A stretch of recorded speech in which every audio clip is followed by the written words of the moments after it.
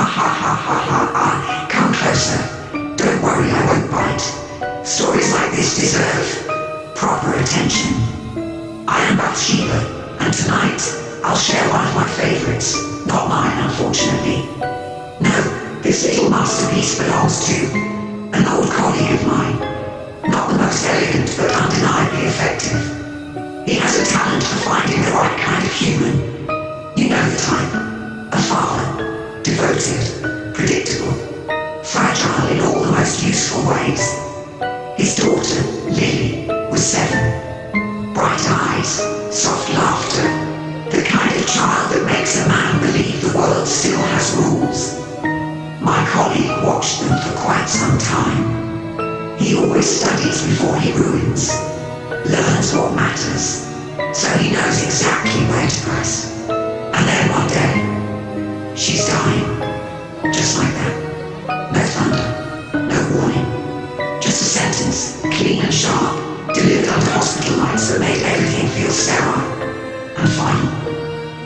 Oh, the silence that followed. I do adore that part. The father didn't scream, didn't collapse. No. He went quiet. Sat there as if the world had politely excused itself and left him behind. That kind of silence. It's where everything begins. Naturally, he searched for answers. Nights without sleep, desperate scrolling, prayers whispered into the dark like someone might actually respond. And of course, someone did. My colleague doesn't announce himself with fire and brimstone. That's a bit outdated, don't you think? No, he simply appears. One moment the room is empty, the next, he's there, sitting in the corner like he's always belonged. I can save her, he said. And, oh, there it is. Hope. That reckless, gullible little thing. The father didn't ask who he was. I always find that amusing. They recognize danger instantly and still lean toward it when it promises relief. What do you want? He asked. Straight to the point. I like that. A life for a life. And here it comes. The part where he imagines himself the hero. They always do this. For a brief, shining moment, he thought he would be the one to die. Noble, tragic, meaningful. How very human. But my colleague corrected him. Not yours. And then, a baby. Ah, there it is. That tiny, beautiful fracture forming inside him. Not a break. No. That would be too easy. Just a shift. The moment where love begins to ask something. I'll kill him. He was given 3 days. 3 days to decide what kind of father he truly was. And oh, how he struggled. He followed strangers, watched families from a distance, stood just a little too long near innocence, as if proximity alone might justify the thought. He hated himself for it. Of course he did. But he didn't stop.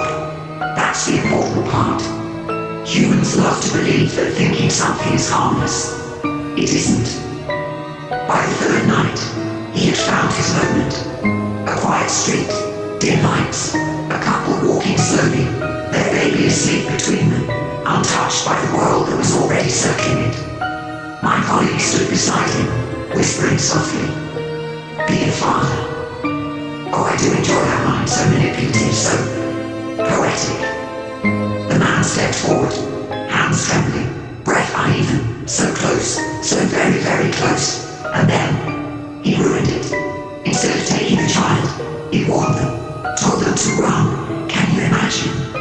All that careful pressure, all that beautiful unraveling, and he chooses morality at the final second. It's almost comedic. I did laugh when I first heard this. My colleague, however, did not. You chose wrong, he told the man. And just like that, the air changed. You see, humans think refusal ends the story. It doesn't. It only reshapes it. The father went home thinking, hoping he had won something, that he had protected his soul, preserved whatever fragile goodness he believed to find him. Oh, how how temporary that feeling must have been. Because the next day, the hospital called. Apologies, confusion, that uncomfortable tone humans use when reality doesn't behave the way it's supposed to. Your daughter, she's not dying. Relief should have followed, joy, gratitude. But instead, there was silence, a different kind this time. He asked questions, of course he did, and the answers came, simple and harmless on the surface. A mix-up, a file error, another patient, just one small mistake. And that's when it settled in, slowly, like something cold slipping under the skin. The timing, the certainty, the way everything had aligned perfectly just long enough to break in. No, not a mistake, a setup. You see, my colleague didn't find the father because his daughter was dying.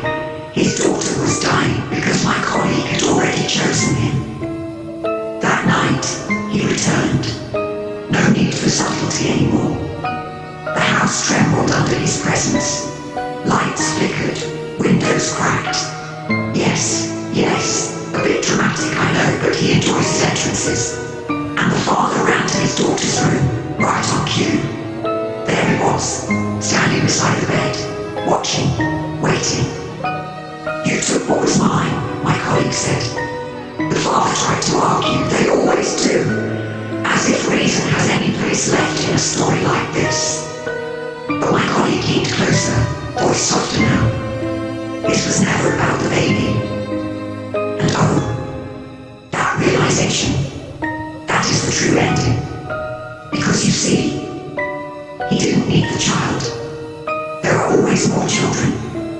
What he wanted was to see how far the father would go, how close he would get, how easily love could twist into something unrecognizable. And he succeeded. Because even though the man refused, he almost didn't. And that almost, it lingers, it grows, it waits.